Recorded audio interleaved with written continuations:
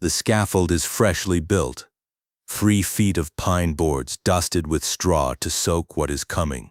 The morning of the 19th of May rises pale over the Thames, and the stone of the Tower of London still holds the night's chill. A small crowd has gathered inside the inner walls, 1,000 witnesses, mostly men called by royal summons. Among them, the Lord Mayor and the King's councillors. The King himself is not there. He is hunting. Somewhere in the courtyard, a French swordsman waits in silence, his blade hidden beneath a long cloak. He has been imported across the channel for one purpose, summoned weeks ago before any verdict was reached. The woman who will climb these steps in less than an hour does not yet know how she will die. She has been told one thing. The truth is something else. And the king who once tore an entire kingdom apart to possess her is, at this moment, having his horse readied for the chase. This is not the story of a queen who fell from favor. This is the story of how a kingdom learned that the law could be rewritten in a single season, and that a woman crowned with anointed oil could be unmade by ink and rumor. What history books call adultery and treason was, in truth, the careful construction of a cage. The men who built it were not the king's enemies. They were his most loyal servants, and they did their work with paper, with witnesses, with patience. The blade was almost an afterthought. Before we step into the court of Henry VIII and follow the slow undoing of the woman who reshaped a kingdom, drop a comment with your city and country. Hit subscribe and join us. Your presence sharpens every story we tell. You are watching a premium documentary on the dark machinery of power. The descent into the Tudor court and into the rooms where a queen was dismantled begins now. In 1525, the Kingdom of England was a place where the body of the king was a holy thing. Henry VIII ruled by anointed oil, by sacrament, by the fragile theology of divine right. But the king's body had a problem. After 16 years of marriage to Catherine of Aragon, his Spanish queen, he had one living child, a daughter named Mary. England had never been ruled by a queen regnant in living memory. And the last attempt, the civil war between Stephen and Matilda 400 years earlier, was remembered as a country drowning in its own blood. Henry needed a son. The historian Eric Ives, in his definitive 2004 study, traces how this single biological anxiety reshaped the entire architecture of English power. The king's desire became state policy. The state's policy became scripture. And scripture, when it failed to comply, became something the king himself could rewrite. Around the throne moved a tight ring of men who lived and died by access. The Lord Chancellor, the Secretary, the Master of the Horse, the bishops, the dukes, the privy chamber attendants who slept in adjacent rooms and emptied the king's chamber pot. Power flowed through proximity. To be near the king's body was to be near his ear, and to be near his ear was to be near the levers of life and death. Below this inner ring sat the great machinery of Tudor government, the courts, the writs, the parliaments. By 1530, this machinery had begun to do something new. It had begun to bend. Treason, once a narrow legal concept, expanded. Words spoken in private could become capital crimes. The penned letter, the careless conversation, the misread glance, all of it could now feed a scaffold. The king who needed a son had built, almost by accident, a system that could destroy anyone. She arrived at the English court in 1522, around 21 years old, fluent in French, trained in the most refined court of Europe. Anne Boleyn was not a beauty in the Tudor mold. The Venetian ambassador described her as of middling height, dark-haired, with a long neck and a wide mouth. Her eyes, by every account that survives, were her weapon. They were dark, lively, and perpetually amused, as if she had already understood the joke before anyone else had finished telling it. She had spent 7 years in the courts of the Low Countries and France, the cultural capitals of the age. She had served Queen Claude of France. She had read Marguerite of Navarre.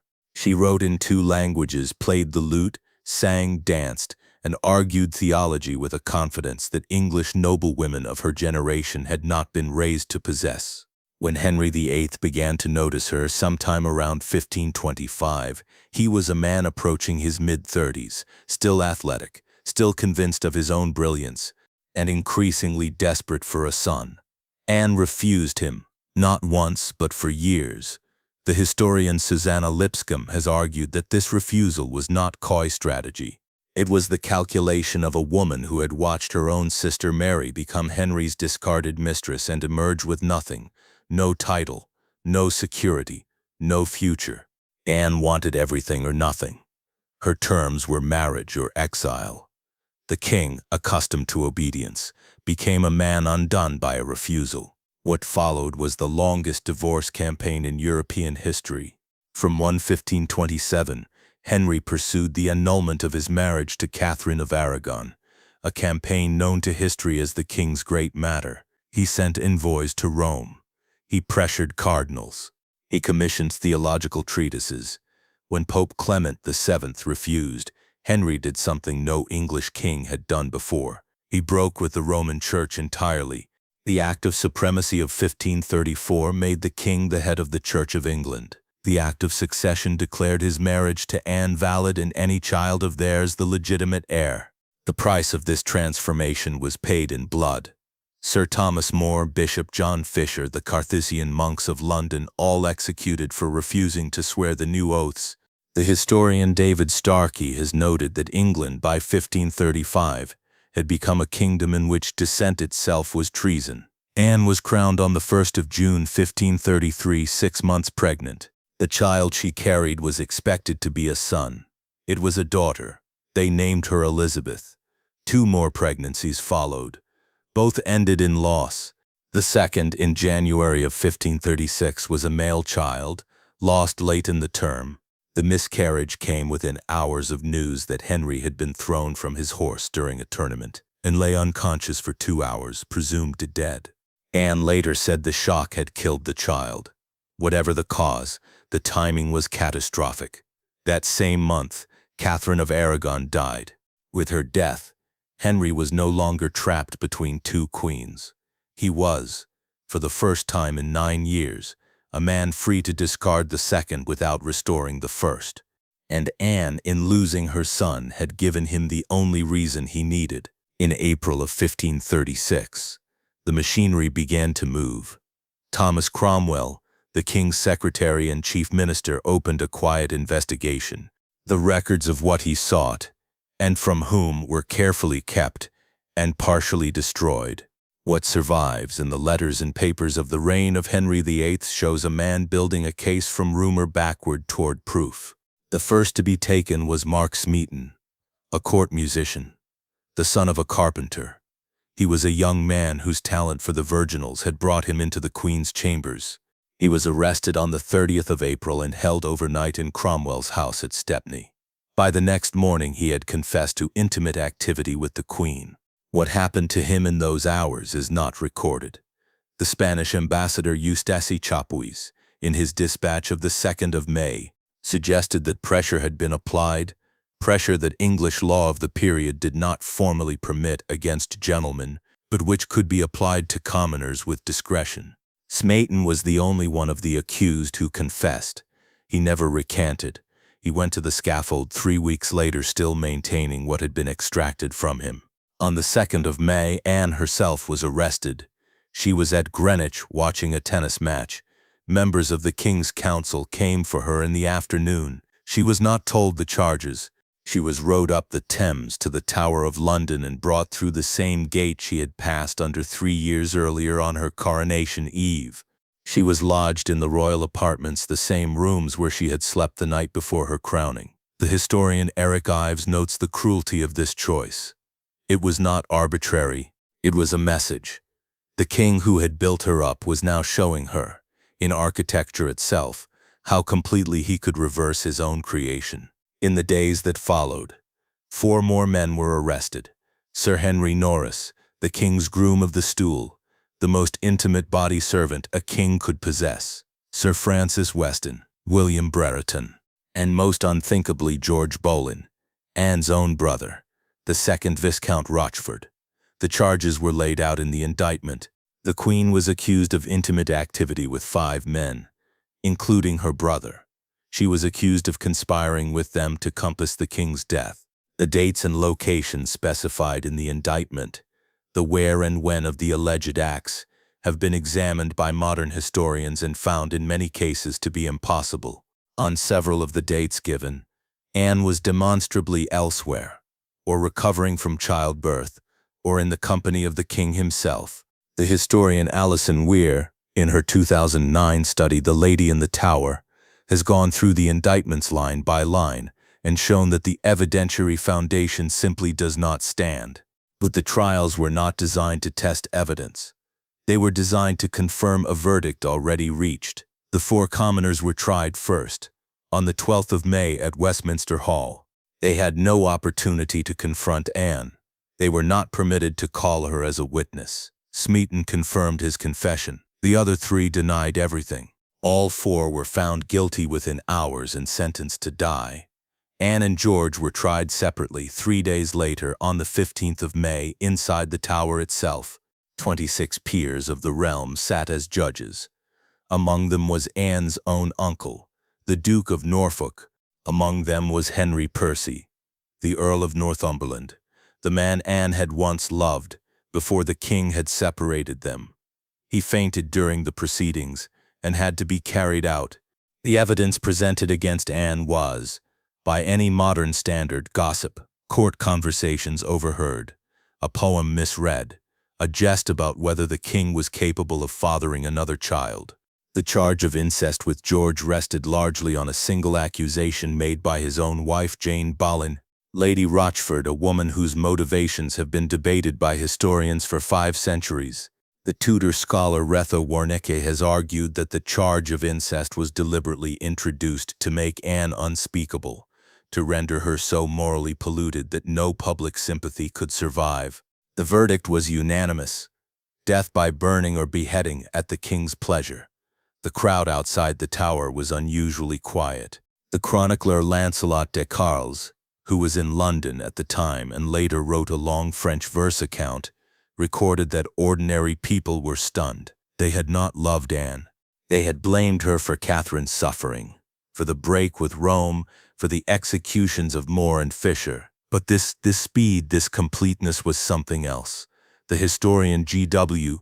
Bernard, who has taken a more cautious view of Anne's innocence, nonetheless concedes that the legal process was conducted at a pace which gave no defendant a real opportunity to mount a defense. George Boleyn was beheaded on Tower Hill on the 17th of May, alongside Norris, Weston, Brereton, and Smeaton, 5 men in a single morning. The crowd watched in the grey English spring light. 2 days remained before Anne would follow them. Between the verdict and the execution lay a final strange piece of theatre. On the 17th of May, the same day Anne's brother died on Tower Hill, Archbishop Thomas Cranmer presided over a hearing at Lambeth Palace. The purpose of the hearing was to declare Anne's marriage to Henry null and void from the beginning. The grounds were technical: a pre-contract, perhaps, or the king's earlier liaison with Anne's sister Mary, which under canon law created an impediment of affinity. The exact reasoning was never made public. The legal effect was extraordinary. If the marriage had never been valid, if she had never been queen, then the charges of treason against the king, which depended upon her status as his lawful wife, were themselves nonsensical. She was being annulled out of existence as a queen on the same day she was being condemned to die as one. The historian Eric Ives has called this one of the most legally incoherent moments in Tudor history. It served only one purpose. It removed the last barrier to Henry's next marriage. Anne herself was, in those days, alternately calm and unraveling. The Constable of the Tower, Sir William Kingston, sent regular letters to Cromwell describing her behavior. She laughed. She wept. She spoke of her innocence. She spoke of small mercies, that her execution would be quick, that the swordsman from Calais was said to be skilled. She had been told that her death would be by sword rather than the axe, and she received the news, Kingston wrote, with something close to gratitude. The swordsman had in fact been summoned from France before her trial began. The order had been placed days earlier. A skilled executioner from the city of St. Omer was already in England before the verdict was read. Whatever else the king believed about his second wife in those final weeks, he had not believed in her acquittal. The execution had been scheduled for the 18th of May. It was postponed a day. Anne, who had prepared herself for the morning, had to prepare herself again. She spent that final extra day in prayer with her almoner. Kingston later wrote that she said she had heard the executioner was good, and that she had a little neck, and she put her hand around it and laughed. Whether she actually said this is debated. It appears in Kingston's letter, and Kingston was in the room. On the morning of the 19th of May, 1536, she rose before dawn. She heard Mass. She received the sacrament. She dressed in a gray damask gown lined with fur, with a crimson kirtle visible beneath. She wore a small ermine cape. She was led out into the inner ward of the tower at around 8 in the morning. The scaffold was low, only 3 feet high, built of new pine. About 1,000 witnesses stood inside the walls. They had been admitted by ticket. The Lord Mayor of London was there. Cromwell was there. Henry was not. He was at Greenwich, where he had spent the previous evening with Jane Seymour. Anne climbed the scaffold steps. She made a short address. She spoke of the king as a good and merciful prince. She did not protest her innocence. She asked the crowd to pray for her. The text of her speech survives in multiple contemporary accounts and is consistent across them. The historian Susanna Lipscomb has noted that the speech follows the convention of the Tudor scaffold. Even those who knew themselves innocent praised the king, because their families remained in his hands. Her ladies removed her headdress and her cape. She knelt. She arranged her own skirts. She prayed quietly. The swordsman, who had been hidden behind the line of attendants, asked one of the men to fetch his sword from the straw. A deliberate misdirection so that Anne would not turn her head toward the blade. She did not turn. The blow was a single stroke. The witnesses recorded that it was over before most of them understood it had begun. A great cannon was fired from the walls of the tower at a signal from Kingston. The sound carried across the river to Greenwich. Henry, who had been waiting for it, mounted his horse and rode out to meet Jane Seymour. Henry married Jane Seymour 11 days later, on the 30th of May. Anne's body was wrapped in white cloth and placed in an old elm chest that had once held bow staves. There had been no coffin prepared. She was buried beneath the floor of the chapel of St. Peter ad Vincula inside the tower walls in an unmarked grave. Her badges were chiseled from the carved beams of Hampton Court and the royal apartments. Her initials, intertwined with Henry's, were replaced with Jane's. Her daughter Elizabeth, 2 years old, was declared a bastard by the same act of succession that had once made her heir. The child was sent away from court. Thomas Cromwell, who had built the case, fell himself 4 years later.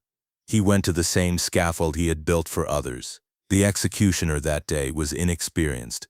The historian Diarmaid MacCulloch has noted that Cromwell's death required several blows. Elizabeth, the bastard daughter of an annulled queen, would one day rule England for 44 years. What happened to Anne Boleyn was not, in the end, a crime of passion. It was an act of bureaucracy. The cage was built of paper, indictments, depositions, acts of parliament, marriage annulments signed in good ink. The men who built it were lawyers and clerks. The king did not need to look his wife in the face. He needed only to sign. The political philosopher Hannah Arendt, writing 400 years later about a different tyranny, observed that the most efficient evil is rarely committed by monsters. It is committed by functionaries. Tudor England learned in the spring of 1536 that an absolute monarch armed with a competent civil service could dismantle a human being faster than any tyrant of the ancient world. The blade, when it finally came, was almost a formality. The real execution had already happened in ink. Thank you for watching all the way to the end. If this story revealed something about how power destroys the very people it once exalted, subscribe, hit the like button, and share it with someone who needs to see how kingdoms write their darkest chapters in ordinary ink. You have just watched another premium documentary from this channel. Click the video appearing on your screen right now. The descent into the past continues.